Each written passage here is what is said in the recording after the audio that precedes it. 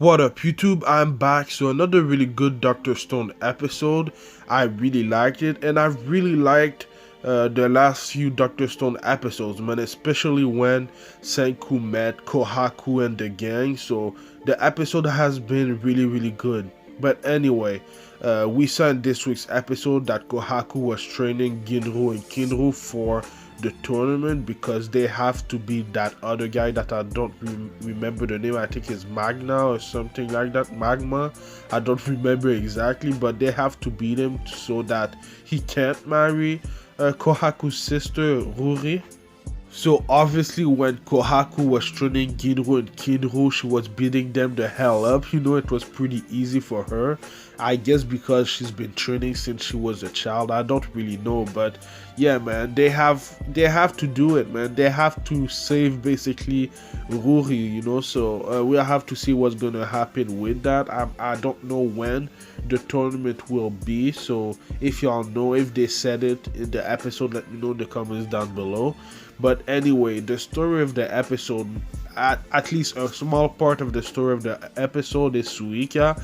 We finally know what she looks like outside of her kind of, I don't know what it's called, watermelon, I guess. And she looks pretty good, man. But the reason why she has a watermelon on her head is because when she doesn't have one, she can't really see well. She can't really see well, and because of that, she's trying to see, and that makes her face looks weird.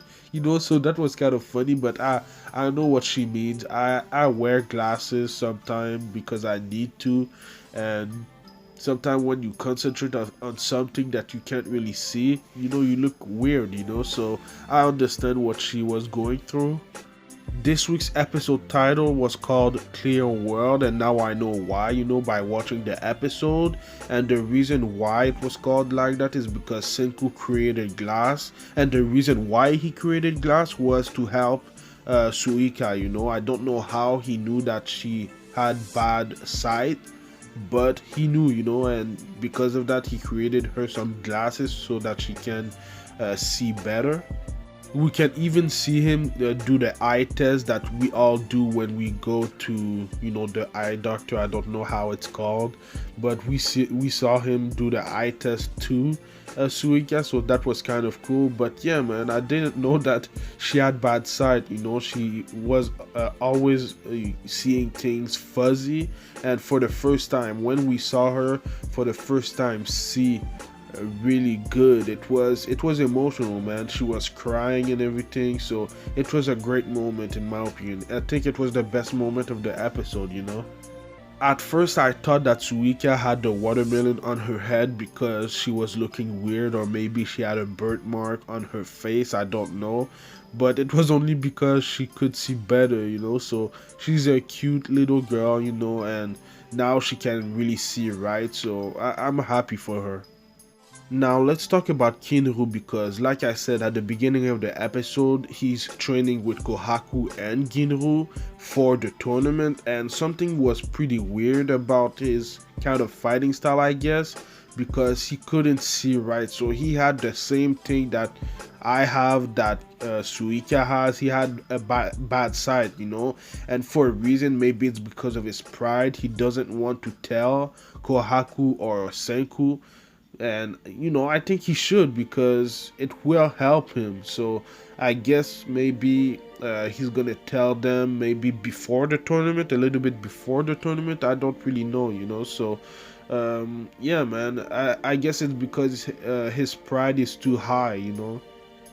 Anyway, if y'all had science class in any point in your life, especially in high school, you probably know that we need glass to do some experiments or some science project, and that's what Senku was preparing in this week's episode. He was creating glass. He wanted to create some component to do a science experiment, because he's done some things already, but he didn't really need a liquid or something like that. He didn't really need that right now, so he was creating that in this week's episode. Obviously they weren't really good at crafting the balls or anything like that to have their substance in it. So what they had to do is basically, get the craftsmen of the village, and what was really funny about that is that Chrome basically kidnapped him with some ropes and all of that. So that was really, really funny. Two other things that was really funny about this old man is that for a reason he's really, really strong. He was able to get out of the ropes by himself by sheer strength, which was really, really funny. And the other thing is that Senku and Chrome was kind of teasing him because at first he didn't want to help them, but Senku and Chrome was teasing him by, kind of messing up on purpose the glasses, so that was really funny. So because of that, he got out of the ropes and he started creating, all of the glass for them. And he just had to see them a little bit to know how to create them, which was crazy. He's a pretty smart guy, and he has experience. He's 50 plus years old, so he knows what he's doing, even though he never saw glass before. I think his name is Kaseki, and I'm wondering if we'll see him way more in the next episodes of the series of this season, because he's the craftsman of the village. He's old too, so we don't know how long he has to live, I guess. So hopefully we'll see him more. He's an interesting character. But yeah, man, he's the one that crafted Kohaku's shield that she has right now, which was pretty cool, because we saw a little flashback of little Kohaku. She looked really cute and everything, so she looked really happy too, so that was kind of cool. But yeah, Kaseki was the one that created and crafted her shield.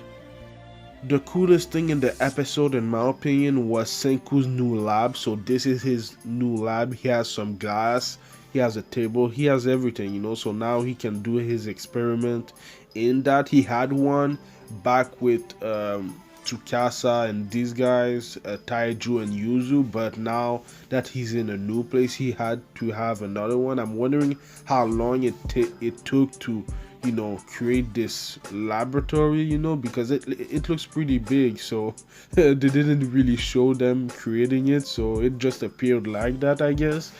But yeah, man, it's gonna be interesting to see what he's gonna create in it. I can't wait to see what's coming next in this series. It's been really good so far, especially when Senku met Kohaku, Ginru, Kinru, Chrome, Suika, and all of these guys. So yeah, man, let me know what you thought about this week's episode in the comments down below, and let me know what you think is gonna happen next. I do Dr. Stone reviews every Friday, so subscribe for that. But I also do other anime related things like Black Clover reviews on Tuesdays. Like I said, Dr. Stone and Fire Force reviews on Fridays, and then Kimetsu no Yaiba, Demon Slayer, and One Piece reviews on Saturday. So stay tuned for all of that. My next review will be Fire Force later today. And then in October, there's 2 animes coming to my channel. There's Boku no Hero Academia Season 4 coming to my channel. I'm going to review the entire season, so stay tuned. I've heard that it's going to be an amazing season.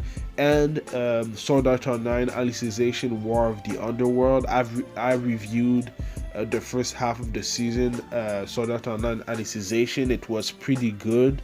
I really liked it, so I can't wait for the next part of the series. So stay tuned for that, man. But yeah, I've said everything that I needed to say. Follow me at Anime Specialist on Twitter and Instagram, especially on Twitter because I tweet a lot more.